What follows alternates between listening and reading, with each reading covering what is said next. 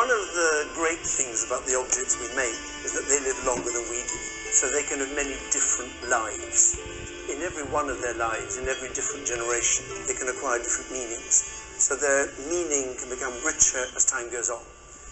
One of the most extraordinary objects in that regard is the so-called Cyrus Cylinder. It's about 2,500 years old. It's a small barrel-shaped piece of clay covered with cuneiform inscriptions, discovered in 1879 by a British Museum expedition to Babylon, now in modern Iraq. But to understand the Cyrus Cylinder, we need to start with the world from which it came, a world in which Iran, Persia, reigned supreme.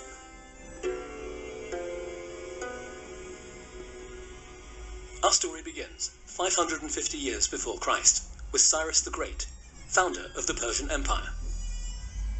After uniting the Persian and Median tribes, Cyrus came into conflict with King Croesus of Lydia in what's now modern-day Turkey. He defeated Croesus in battle. Cyrus then clashed with the powerful Babylonian Empire to the west. In 539 BC, he besieged their capital, Babylon. It fell with barely a fight. Persia under Cyrus became a superpower of the ancient world. Cyrus's conquest of Babylon had been predicted and was described in the Old Testament by the Jewish prophet Daniel. That very night, the Babylonian regent Belshazzar had held a feast. He feasted using the sacred gold vessels from the temple in Jerusalem. And then suddenly, miraculously, there was a hand writing on the wall. And the writing said, "You have been weighed in the balance, you've been found wanting, and your kingdom will be given to the Medes and the Persians." So from this we have the expression, the writing is on the wall, and we have Rembrandt's great painting, Belshazzar's Feast. Within hours, the great empire of Babylon was no more. Cyrus justified his invasion to the Babylonian people in a proclamation written on clay tablets, such as this one, which are likely to have been widely distributed. Surviving fragments, along with the Cyrus Cylinder, carry identical wording. Because the Cyrus Cylinder was meant for a Babylonian audience, it was written in the Babylonian language, which is a Semitic tongue related to the modern languages of Hebrew and Arabic and Aramaic. The writing system which Cyrus's officials used was the traditional cuneiform script, which had been invented in ancient Iraq well before 3000 BC.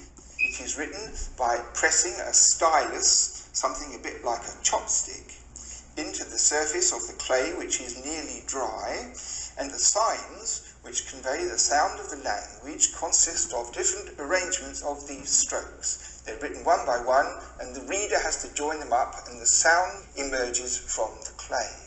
This is the line that says, "I am Kurash, Shah Kishshati, king of the world, the great king, king of Babylon," and so it goes on. So we're going to write Kurash. So the first sign, Ku, has a big vertical, two small horizontals, one bigger horizontal, a little vertical, and another horizontal, like a box. This is Ku. Then Ra, we have three strong horizontals to begin, one big one next to it, and then one little vertical wedge, and one bigger vertical wedge. Ku, Ra. Now we do Ash, which is three long horizontals, Komsa, and then a vertical in the middle. So we can read this, Ku, Ra, Ash, the name of Cyrus. The early lines on the cylinder extol Cyrus's virtues and his reasons for invading Babylon. But it's lines 30 to 35 that set Cyrus up as a great leader in the modern liberal sense.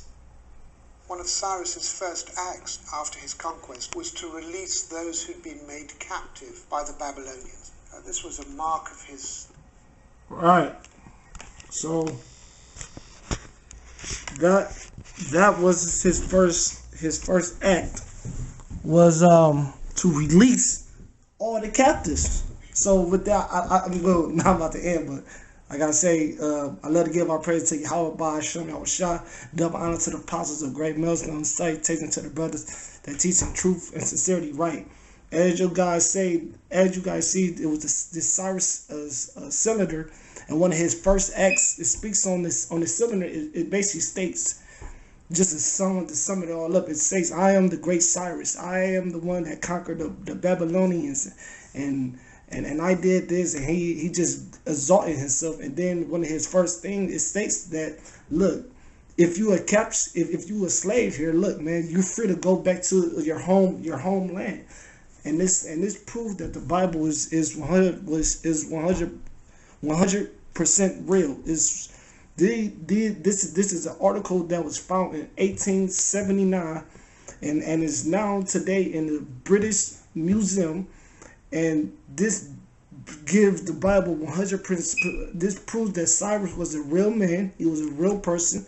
If this really happened, the Israelites was really in slavery under the Babylonians, and when King Cyrus conquered the Babylonians, he made something that called the cylinder, which is today you can correlate in today aspects to the Constitution of the United States.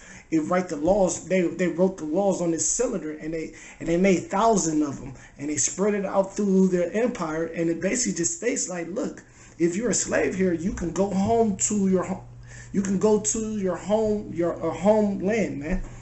Now I'm gonna get two scriptures. I'm not gonna make this long. I just wanted brothers to get this. I know we gotta move fast because time is speeding up. So gotta hit it on the head quick. I'm getting to the point. This Isaiah 45, and I did my diligent studies, but I'm gonna get to the point for y'all. Isaiah 45:1. Thus said the Most High. Thus said the Most High to his anointed Cyrus, whom right hand I have holding to subdue nations before him. Right, the Most High anointed, gave birth to Cyrus, man. Anointed Cyrus as a baby.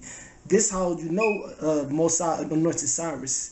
When you read the history of Cyrus' birth, they wanted to kill him. His grandfather had a dream. Basically, like the dream basically states that this boy that come out of this out of your daughter, because he's going to take over your empire. And it was talking about Cyrus. So Cyrus his granddad, King Astugast, if I'm saying it right, wanted to kill Cyrus as a baby, but he used his general to do it, but he couldn't go out through it, and his general gave King Cyrus to a shepherd, and the shepherd just raised him as his own, right? So he was already like anointed from the beginning. Could nobody, even the king at that time as a baby, couldn't lay one hand on him. So he was anointed from the beginning. What was his job? It's just to free us, man. It's just to free us from the hands of the Babylonians. All right. And we know, and we don't need this to this King Cyrus Cylinder to oh man, the Bible. No, man, this is just something. This is just something that's out there that brothers don't know about, man. But it gives us more of a sure faith that we know this thing is real, man. The scripture said that the earth is going to help us by these artifacts and things that they don't tell us about. And these one of them artifacts that brothers should look into. Now, this is Ezra 1, verse 1.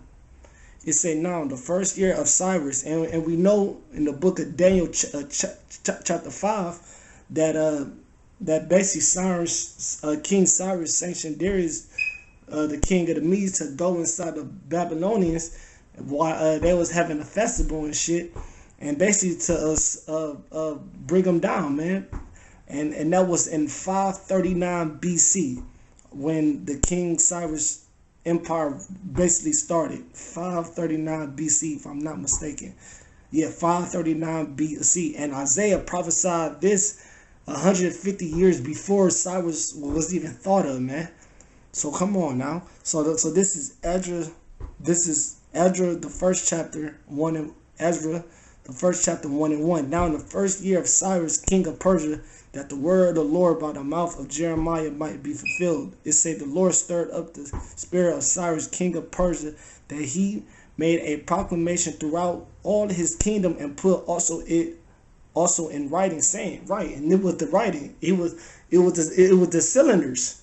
He used that was the writings. He put it also in writings, meaning he wrote these cylinders. He wrote thousands, millions of these cylinders, and they was scattered to because it wasn't just the Israelites that was slaves there. Man, he saved the whole known world. Anyone that was in the Middle East, there was slaves, man. Anybody, the Edomites, the goddamn Hamites, everybody was slave to the Babylonians, man. So when King Cyrus took over, he had to let everybody know, look, I'm the king now. I run this, and these are my rules, and this all won't happen. And look, and if you want to go free, if you want to go into the land of your nativity, you are free to do so. Verse 2, thus said King Cyrus, king of Persia, the Lord power of heaven, have given me all the kingdoms of the earth. And he gave him all the kingdoms, so he had to write these cylinders to let them know.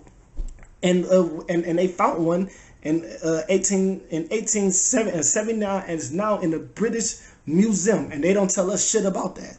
It say, giving me all the kingdom of the earth, and he have charged me to build him an house at Jerusalem, which is in Judah.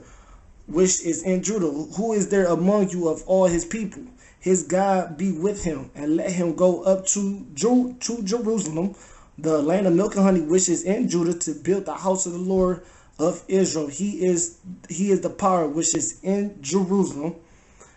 And whosoever remaineth in any place where he sojourneth, let the man of his people, of his place, help him with silver and with gold and with goods and with beasts, and beside the free will offering for the house of the Lord that is in Jerusalem. I'm not gonna read on, but basically sanctioned the Jew to go home and take all this gold and take all this beasts and take whatever you need with you, man.